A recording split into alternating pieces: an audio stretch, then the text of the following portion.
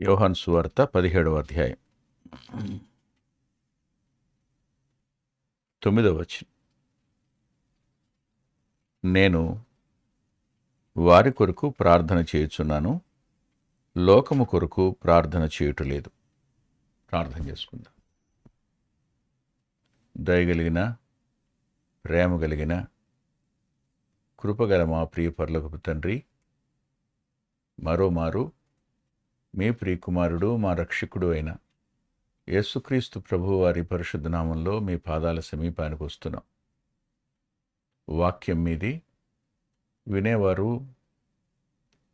నిన్నెరిగిన వారు, కొద్దిమంది నిన్నెరగని వారు ఉన్నారు.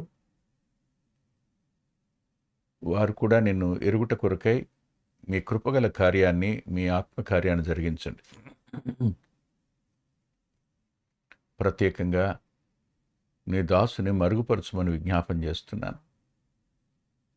ఈ కాలంలో సహవాసంగా కూడే అవకాశం లేని ఈ సమయాన్న ఈ రీతిగా నీ పిల్లలు వాక్యం వినటానికి మీరు వారికి ఆకలినిచ్చారు, ఆసక్తినిచ్చారు. కొద్ది మాటలైనా ఉపయోగకరమైన మాటలు చెప్పుకోవడానికి మాకు మంచి సమయాన్ని సంప్రాప్తింపచేయండి.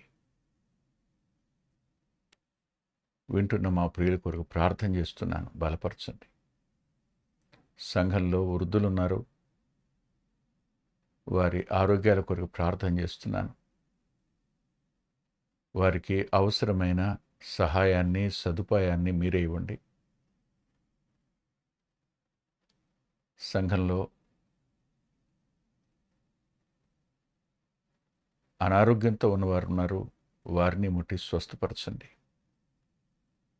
అనేక మంది ప్రార్థించమని మెసేజ్లు పెడుతున్నారు, వారి కొరకు ప్రార్థన చేస్తున్నాం.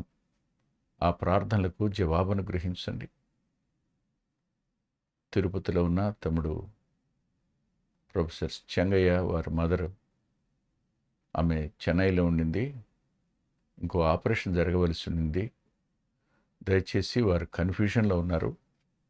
దాని అంతటినీ సరిచేసి ఆమెను ముట్టి నెమ్మది అనుగ్రహించి ఆపరేషన్ సక్సెస్ఫుల్గా జరిగి ఆమె దీర్ఘాయుష్మంతురాలుగా తిరిగి రావడానికి కృపనివ్వండి. మరోమారు అనారోగ్యం నుంచి కోలుకున్న పిల్లలు సంపూర్ణమైన ఆరోగ్యం పొందడానికి సహాయం చేయమని నీ దాసుని బలపరచండి, మీ ఆత్మచేత నింపండి. మా సమయాన్ని దీవెనగా మార్చమని యేసుక్రీస్తు ప్రభు వారి పేరిట ప్రార్థిస్తున్నాం తండ్రి, ఆమేన్. నేను వారి కొరకు ప్రార్థన చేయుచున్నాను అన్నాడు. ఎవరి కొరకు ప్రార్థన చేస్తున్నాడైనా అనంటే, నీవు నాకు అనుగ్రహించి ఉన్నవారు నీవారైనందున వారి కొరకే ప్రార్థన చేయుచున్నాను అన్నాడు. మారు మనసు పొందిన ఒక వ్యక్తి ఎవరికి చెందినవాడు? అతడు దేవునికి చెందినవాడు, అందుకని వారి కోసం ప్రార్థన చేస్తున్నాను అన్నాడు. మారు మనసు పొందిన ఒక వ్యక్తి ప్రత్యేకంగా గుర్తుపెట్టుకోవాల్సిన సంగతి ఏమిటంటే, నేనెవరు? నేను దేవునికి చెందినవాడిని. ఈ లోకంలో నాకు ఏమీ లేకపోయినా, నన్ను పట్టించుకునేవారు లేకపోయినా, నన్ను ప్రేమించేవారు లేకపోయినా, నన్ను ద్వేషించేవారు అధికంగా ఉన్నా, నేను దేవునికి చెందినవాణ్ణి అనేది ఆ వ్యక్తి జ్ఞాపకం చేసుకోవాలి. ప్రభువు వారిని లోకంలో విడిచి సిలువకు వెళ్ళి మరణించి పునరుద్ధానుడై వెళ్ళడానికి మునుపు వారికి ఈ విషయాలు ప్రార్థన చేస్తున్నప్పుడు వారందరూ ఉన్నారు. ఆయన ఇలా అన్నాడు, వారు నీవారై ఉందన నేను వారి కొరకు ప్రార్థన చేస్తున్నాను అన్నాడు. అంటూ లోకం కొరకు నేను ప్రార్థన చేయటం లేదన్నాడు. చాలామందికి ఇది కాస్త బాధ కలిగించేటువంటి మాట అవుతుంది. అదేమిటంటే, లోకం కొరకు ఆయన ప్రార్థన చేయను అన్నాడు ఏమిటి ఆయన అని. గుర్తుపెట్టుకోండి, ఆయన వచ్చింది ఎందుకు? యోహాను సువార్త 3:16 ప్రకారం దేవుడు లోకాన్ని ఎంతో ప్రేమించాడు, కాగా ఆ, తన అద్వితీయ కుమారునిగా పుట్టినవాని యందు విశ్వాసముంచు ప్రతివాడు నశింపక నిత్యజీవం పొందినట్లు ఆయనను అనుగ్రహించాడు. ఆయన వచ్చిందెందుకు? దేవుని ప్రేమను లోకానికి వెల్లడి చేయడానికి వచ్చాడు. ఇప్పటి వరకు ప్రేమ వెల్లడవుతూనే వచ్చింది. ఆయన తన బోధల ద్వారా ప్రేమను వెల్లడి చేశాడు. ఆయన తాను చేసిన కార్యాల ద్వారా ప్రేమను వెల్లడి చేశాడు. వారిని సహించడం ద్వారా, వారిని క్షమించడం ద్వారా, వారిని భరించడం ద్వారా, వారిని ఓర్చుకోవడం ద్వారా ఆయన ఆ ప్రేమను వెల్లడి చేస్తూనే ఉన్నాడు. చివరికి ఆ ప్రేమను రుజువుపరచడం కొరకు కలువరిలో తన ప్రాణాన్ని పెట్టడానికి సంసిద్ధుడవుతున్నాడు ఆయన. అలాంటి సమయంలో ఈ ప్రేమను గుర్తించిన వారెవరో, ఆ ప్రేమను అంగీకరించిన వారెవరో, వారిని గురించి మాటలు చెప్తూ వారి కోసం ఆయన ప్రార్థన చేస్తున్నాడు. వారి కోసం ఆయన ఎందుకు ప్రార్థన చేస్తున్నాడు? ఇక్కడ మనం జ్ఞాపకం పెట్టుకోవాల్సిన సంగతి ఉంది. ఆయన ఏ కార్యమైతే చేసి ముగిస్తున్నారో ఆ కార్యాన్ని ఆయన పిలుపు మేర బూదిగంతాలకు తీసుకుని వెళ్ళవలసిన బాధ్యత వారి మీద ఉంది. ఆ శిష్యులు ఆయన మరణ పునరుద్ధానాల సందేశాన్ని, ఆయన రక్తం ప్రతిపాపాన్ని కడుగుతుందన్న వర్తమానాన్ని, ఆయన యందు విశ్వాసముంచువాడు నిత్యజీవం కలవాడన్న మాటను, ఆయన మరణ పునరుద్ధానాలు భక్తిహీనుని నీతిమంతునిగా మారుస్తాయనే సత్యాన్ని, ఆయన యందు విశ్వాసముంచేవాడు తీర్పులోనికి రాకుండా మరణంలోంచి జీవంలోనికి దాటిపోతాడన్న సందేశం, ప్రియ ప్రభు దేవుడు తాను భూమి మీదకి మానవుడిగా జన్మించాడని, నిన్ను ప్రేమించి సిలువలో తన ప్రాణాన్ని బలిగా పెట్టాడని, నీ కొరకే తిరిగి లేచాడని చెప్పేటువంటి ఆ సందేశాన్ని మోసుకొని వెళ్ళడం అనే పని ఈ శిష్యులకు ఆయన అప్పగిస్తున్నాడు. అందుకొరకు వారి కొరకు ప్రార్థన చేస్తున్నాడు. ఇదే మాట మీరు 17వ అధ్యాయం 21వ వచనం చూడండి ఏముంటుందో. నీవు నన్ను పంపితువని లోకము నమ్మునట్లు తండ్రి, నా యందు నీవును నీ యందు నేనును ఉన్నలాగున వారును మన యందు ఏకమై ఉండవలనని వారి కొరకు మాత్రమే నేను ప్రార్థించుటలేదు, వారి వాక్యము వలన నా యందు విశ్వాసముంచు వారందరినూ ఏకమై ఉండవలనని వారి కొరకు ప్రార్థన చేయుచున్నాను అన్నాడు. అంటే అర్థం ఏమిటి? వీరు నేను ప్రార్థన చేశాక, నేను ఆరోహణమయ్యాక నా స్థానంలో వీరు ఈ వర్తమానాన్ని తీసుకుని వెడతారు. వెళ్ళి ప్రకటించినప్పుడు ఉంచేవారు, వీరి ద్వారా విశ్వాసం ఉంచేవారు, రక్షించబడేవారు ఉన్నారు ముందు. ఈ పనికి వీరిని నేను నియమిస్తున్నాను, వీరు ఈ పనిని మోసుకుంటూ వెళ్ళాలి, అందుకొరకు వీరి కొరకు ప్రార్థన చేస్తున్నాను అన్నది ఆయన మాట. అంతేకాదు 23వ వచనం కూడా చూడండి. వారి యందు నేనును నా యందు నీవును ఉండుట వలన వారు సంపూర్ణులుగా చేయబడి ఏకముగా ఉన్నందున నీవు నన్ను పంపితివనియు, నీవు నన్ను ప్రేమించినట్లే వారిని కూడా ప్రేమించితివనియు లోకము తెలుసుకొనున్నట్లు. లోకానికి వీరు ప్రకటించాలి, వీరి ద్వారా లోకం ప్రభువుని తెలుసుకోవాలి. ఈ పని వీరికి అప్పగిస్తున్నాడు ఆయన. ఈ పని అప్పగించే ముందు వారి కొరకు ప్రార్థన చేస్తున్నాడు. ఈ ప్రార్థనకు ఒక పేరు పెట్టుకోవచ్చు. అదేమిటంటే ఆయన వారిని పని కొరకు ప్రతిష్ఠిస్తున్న ప్రార్థన అని పెట్టుకోవచ్చు. యాజక ప్రార్థన అని వేదాంతులు చాలామంది చెప్పారు, కానీ ఈ మాట నేను మీతో చెప్తున్నాను. ఇది సేవ కొరకు శిష్యులను ప్రతిష్ఠిస్తున్న ప్రార్థన. ప్రతిష్ఠించడం అంటే వీరిని ఆ పని కొరకు ప్రత్యేకిస్తున్నటువంటి ప్రార్థన. ఆ మాట మనం చూస్తాం, చూడండి ఎంత చక్కగా చెప్తాడు. 17వ వచనం, సత్యమందు వారిని ప్రతిష్ఠ చేయము, నీ వాక్యమే సత్యము అంటూ 19వ వచనం, వారును సత్యమందు ప్రతిష్ఠ చేయబడినట్లు వారి కొరకు నన్ను ప్రతిష్ఠ చేసుకొనుచున్నాను అన్నాడు. అంటే వారిని పంపేటప్పుడు వారిని ప్రతిష్ఠ చేశాను, వారి కొరకు నేను కూడా ప్రతిష్ఠించుకుంటున్నాను అన్నమాట. ఎవరు ప్రభువుని అంగీకరించారో, ఎవరు ఆయన పని కొరకు పిలువబడ్డారో వారి కొరకు, అంటే ప్రతిష్ఠించబడిన వారి కొరకు ఆయన తాను ప్రతిష్ఠించుకున్నవాడుగా ఉంటాడు. అంటే వారి కొరకు ఆయన ప్రత్యేకించుకున్నవాడుగా, వారితో ఆయన ప్రయాణించేవాడుగా, వారి అవసరతలను పట్టించుకునేవాడుగా ఆయన ఉంటాడు.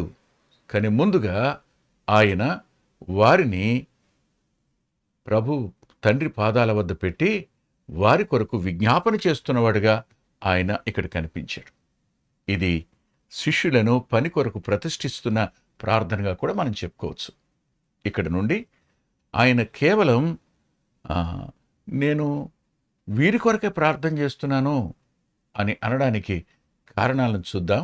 మరైతే లోకం కోసం ఆయన ప్రార్థన చేయడా అనంటే చేశాడు. ఆ తర్వాత లోకం కొరకు ఆయన ప్రార్థన చేశాడు. ఎక్కడ చేశాడు అని మీరంటే లూకా సువార్త 23వ అధ్యాయం 23వ అధ్యాయం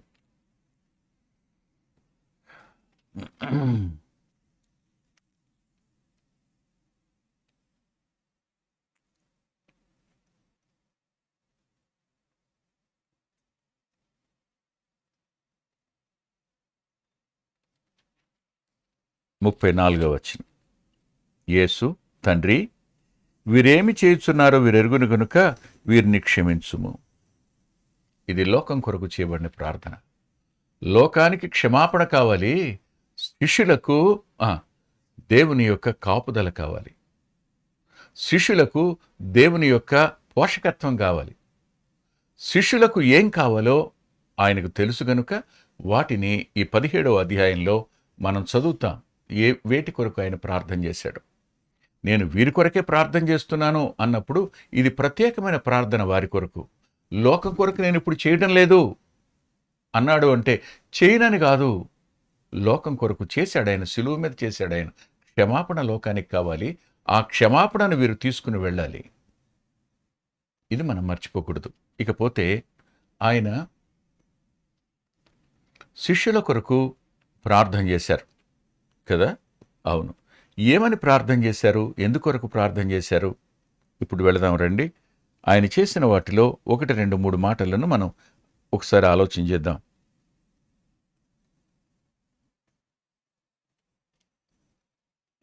11వ వచనంలో, పరిశుద్ధుడైన తండ్రి, మనము ఏకమైనలాగున వారును ఏకమైనట్లు.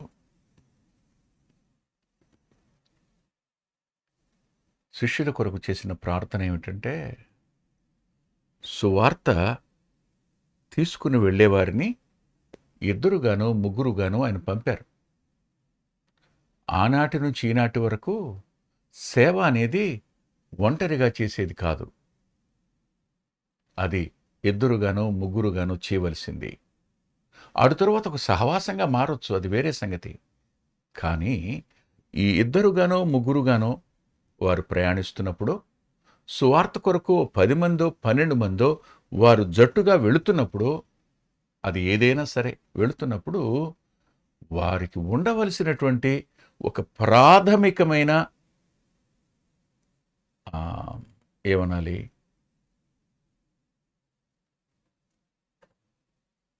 మూల సూత్రం ఏమిటి అంటే, వారందరిలో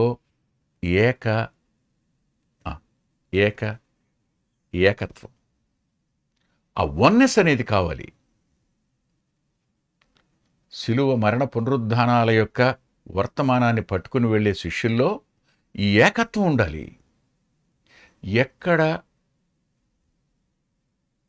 డిస్యూనిటీ అనేది వస్తుందో, ఎక్కడ ఏకభావం పోతుందో, ఎక్కడ ఏక మనసు పోతుందో, ఏ స్థలంలో ఏక దృష్టి పోతుందో అక్కడ దైవాత్మ కార్యం జరగదు.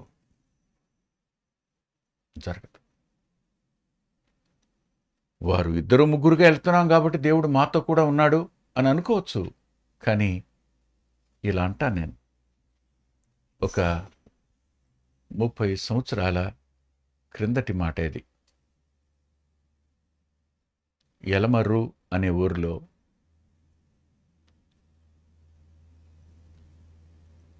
కాలువ అవతల ఇటు ప్రక్కన బ్యాప్టిస్ట్ చర్చి, కాలువ అవతల పొలాల్లో మీటింగ్ పెట్టారు. అందరం కొత్తవారమే, అందరం కొత్తవాళ్ళమే.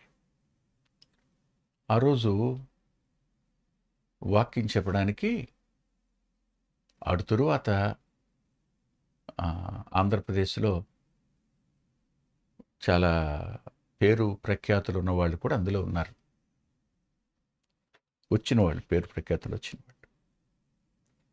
ఆ రోజు నిలబడి మాట్లాడుతున్నప్పుడు ఎవరెవరమో ఎవరికి తెలియదు. మారు మనసు పొందారు, ప్రభు సేవకు పిలిచారు, అందరూ యవనస్తులం అంతే. నా నేపథ్యం వాళ్ళకి తెలియదు, వాళ్ళ నేపథ్యం నాకు తెలియదు. కానీ అందరం కలిసి ప్రార్థన చేసుకుని వాక్యం చెప్పడం ప్రారంభించాక దైవాత్మ కార్యం, పరిశుద్ధాత్మ దేవుని కార్యం, కన్నీటితో అనేక మంది ప్రభు పాదాల దగ్గరికి వచ్చారు. కానీ కొద్ది కాలం జరిగిన తరువాత ఎక్కడ మీటింగ్ పెడితే అక్కడ దేవుని కార్యం చూసేవాళ్ళం. ఈ ఉన్నటువంటి కొద్దిమంది బ్రదర్సు మనం కలిసి పనిచేద్దాం, కలిసి వెళ్దాం అనే ఓ భావానికి వచ్చేటప్పటికి ఒకరి మీద ఒకరికి అభిమానం, ప్రేమ పెరగవలసింది పోయి ఒకరిని ఒకరు డామినేట్ చేసుకోవటం ఎలా, ఒకరి మీద ఒకరు ఆధిపత్యాన్ని చెలాయించటం ఎలా, ఇది కనిపించింది. చివరికి అతని కులం ఇది, ఇతని కులం ఇది అనే పరిస్థితులు కనపడ్డాయి. హృదయపూర్వకంగా చెప్తున్నాను, ఆ తరువాత 1-2 మీటింగ్స్లో దేవుని సన్నిధే లేదు. ఆ తరువాత నేను ఆ జట్టులో నుంచి వెలుపలికి వచ్చేయటం కూడా జరిగింది. హృదయపూర్వకంగా చేతులు జోడించి చెప్తున్నాను, సువార్త ప్రకటించడానికి మీరిద్దరు వెళుతున్నారా, ముగ్గురు వెళుతున్నారా? మీరు కాపాడుకోవలసింది ఒకటి ఉంది. అది మీలో ఉండే ఏక మనసు, ఒకే ఆత్మ యొక్క నడిపింపు మీకుండాలి. వారు రక్షించబడాలనే భారం మీకుండాలి.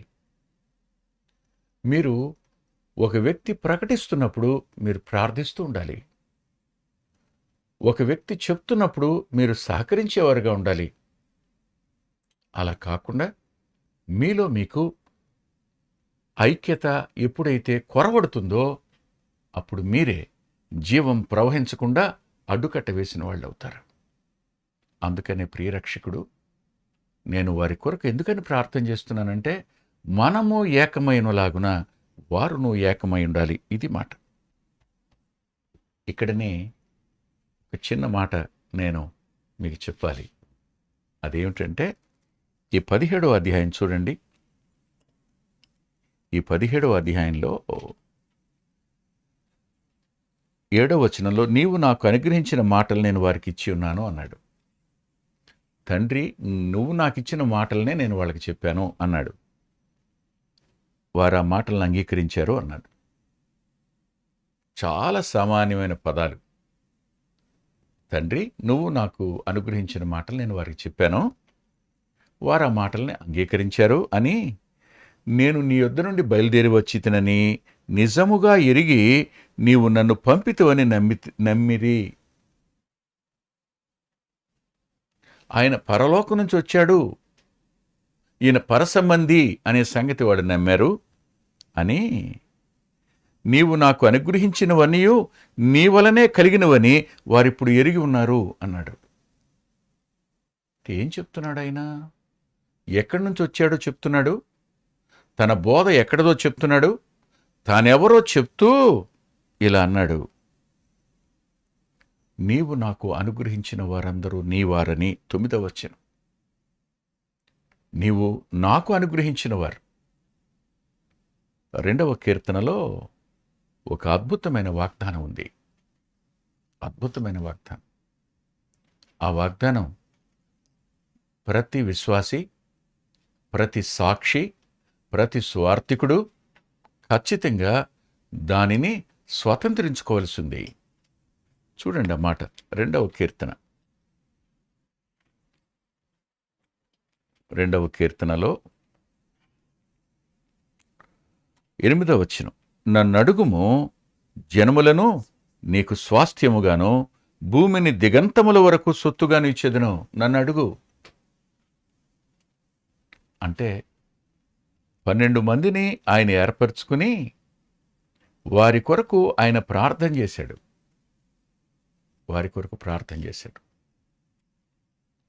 వారు ఆయనకు అనుగ్రహించబడ్డారు. అందులో ఒక వ్యక్తి ఏమయ్యాడో దయచేసి ఇదే వచనంలో చెప్తాడు. 12వ వచనంలో వారు 12 మంది కాదు, 12వ వచనంలో ఆ 12వ వ్యక్తిని గురించి చెప్తున్నాడు. ఆయన ఏమంటున్నాడంటే, నాశన పుత్రుడు తప్ప వారిలో మరి ఎవడనూ నశింపలేదు. ఇక్కడ ఒక క్షణం నిదానించి ఆలోచిస్తే ఆయన ఎవరో తెలుస్తుంది. ఎవరైనా సర్వజ్ఞాని అయిన దేవుడైన, ఈ 12 మంది భవిష్యత్తు ఎరిగిన వాడైన, ముమ్మారు అబద్ధమాడిన పేతురైన, వస్త్రాన్ని విడిచిపెట్టి పారిపోయిన మరో శిష్యుడైన దిగంబరిగా, ఆయన మేకుల గుర్తుల్లో ఆయన గాయాల్లో వేలుపెట్టి చూస్తే తప్ప నమ్మను అనే తోమ అయినా, ఆయన విడిచిపెట్టి పారిపోయిన మిగిలిన వారెవరైనా, వారందరూ కూడా భద్రపరచబడిన వారు, నశించని వారు. ఒక్కడే నశించేవాడు.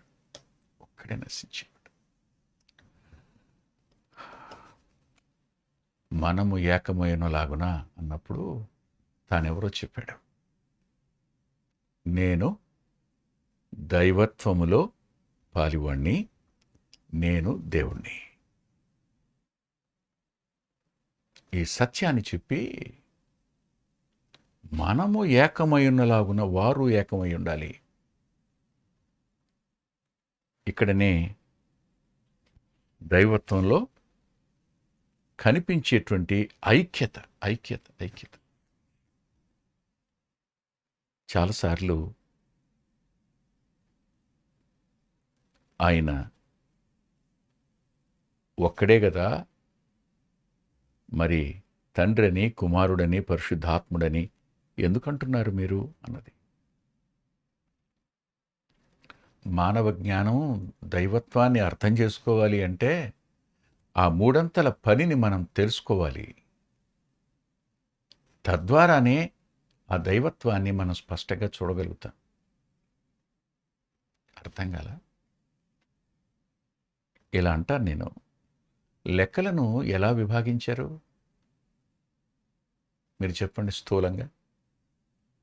లెక్కల్ని స్థూలంగా మా చిన్నతనంలో 2 క్లాసులు ఉండేవి. కాంపోజిట్ అని, అర్థమెటిక్ అని 2గా విభాగించారు. ఎందుకు? లెక్కలు ఒకటేగా, 2గా ఎందుకు చేయాలి? అర్థం అవడం కోసం. ఆయన ఒకే ఒక వ్యక్తిత్వం, కానీ ఒకే వ్యక్తిత్వం కలిగిన 3 అంతల శిరసత్వం వారిలో కనిపిస్తుంటుంది. ఆయన శరీరధారిగా కనిపించిన ఆయన దేవుడు అనే సత్యం, ఆ దైవత్వం. ఆయన సంపూర్ణమైన దేవుడు. ఆయన పరిపూర్ణమైన మానవత్వం అయింది. ఆయన ఆత్మలో ఎంత పరిశుద్ధుడో శరీరంలో కూడా అంతే పరిశుద్ధుడు. ఈ సత్యం వారు అంగీకరించారు, వారు ఎరిగి ఉన్నారు.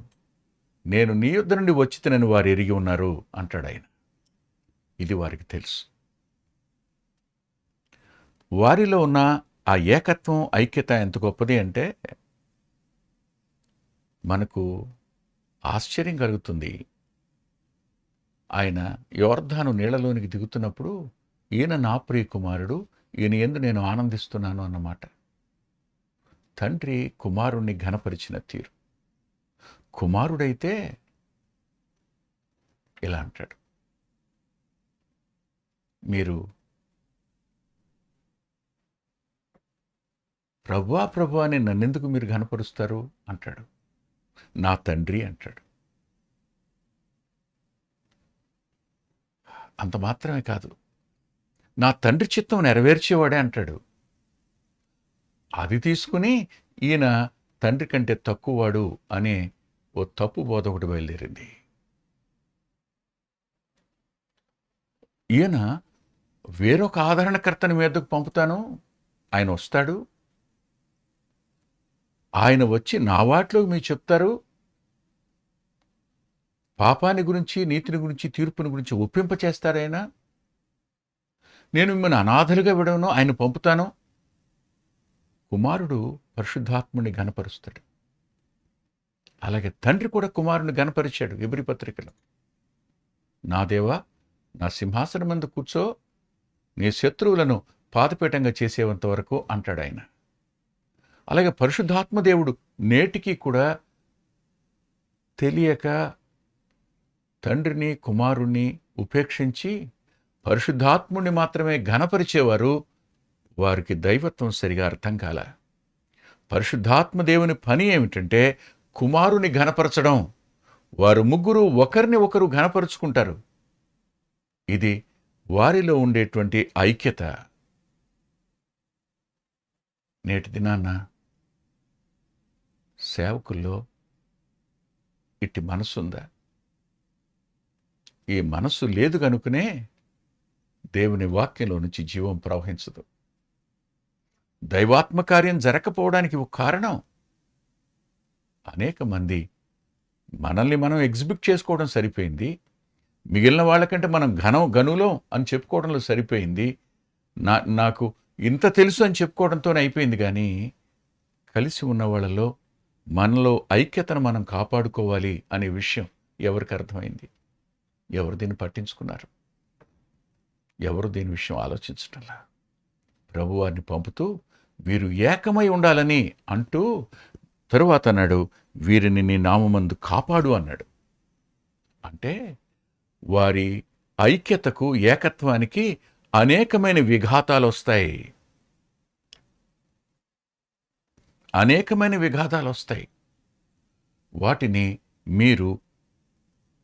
వారిని మీరు కాపాడండి. ఆ ఐక్యతను వారు కాపాడుకునేటట్టుగా మీరే వారికి నీ కాపుదలు ఇవ్వండి. అంటే లోపల బాధ్యత మనది, వెలుపల సంరక్షణ బాధ్యతను ఆయన స్వీకరిస్తాడు. మీరు కాపాడండి అన్నప్పుడు వెలుపల నుంచి వచ్చే దాడి నుంచి తప్పకుండా దేవుడు కాపాడతాడు. కానీ అంతరంగం లోపల దాడి విషయంలో మనం జాగరూకులంగా ఉండాలన్నది లేఖనంలో స్పష్టంగా మనకు కనిపిస్తుంది. దయచేసి చూడండి మీరు, ఎఫ్సి పత్రిక 4వ అధ్యాయం 1వ వచనం. కాబట్టి మీరు సమాధానమును బంధము చేత ఆత్మ కలిగించు ఐక్యమును కాపాడుకునేందు శ్రద్ధ కలిగిన వారై ప్రేమతో ఒకరినొకడు సహించుచు, మీరు పిలువబడిన పిలుపునకు తగినట్టుగా దీర్ఘశాంతముతో కూడిన సంపూర్ణ వినయముతోనూ సాత్వికంతోనూ నడుచుకొనవలెనని ఐక్యతను కాపాడుకోవడానికి చెప్పబడిన సంగతులు ఇవి. ఇది ఎవరికి వారం? మన అంతరంగంలో. ఇలా అంటాను నేను, భార్య భర్త ఉన్నారు. ఆ రోజు ఆమె సాయంకాలం సరిగ్గా, ఉదాహరణకి అంటాను, ఇడ్లీ పంపింది. ఆ ఇడ్లీ తింటూ ఉండగా నీకు ఇలా అనిపించింది, ఇది ఉదయం ఇడ్లీ కాబోలు, ఇవాళ ఆమె దాన్ని మళ్ళా కుక్కర్లో పెట్టి వేడి చేసి పంపింది అని. ఏంటి ఉదయం ఇడ్లీ నాకు ఇప్పుడు పెడద్దా అని అనుకున్నాం అనుకోండి, ఏమొచ్చింది మీ ఇద్దరి మధ్యలో? ఒక క్షణం ఆలోచించు. ఇడ్లీ పిండి అయిపోయి ఉంటుంది, పిండి లేదనమాట, నాకు ఆకలి అవుతుందని ఆ 2 ఇడ్లీలు వేడి చేసి పంపి ఉంటుంది, పాడవలేదు, బాగానే ఉన్నాయి కదా అని అనుకుంటే భార్యాభర్తల మధ్య ఐక్యతను కాపాడుకోవడం అనేది ఎంత అవసరమో, సేవలో సువార్తికులు ఒకరి మధ్య ఒకరి ఐక్యతను కాపాడుకోవడం అంతే అవసరం. మీరు ఈ ఐక్యతను కాపాడుకుంటే వెలుపల నుంచి మీలోకి విభేదాలు తెచ్చేవాళ్ళని ఆయన కట్టడి చేస్తాడు. ఈ రెండంతలు కావాలి. అందుకనే నేను వీరి కొరకు ప్రార్థన చేస్తున్నాను ప్రత్యేకంగా. వీరు ఏకమై ఉండాలని,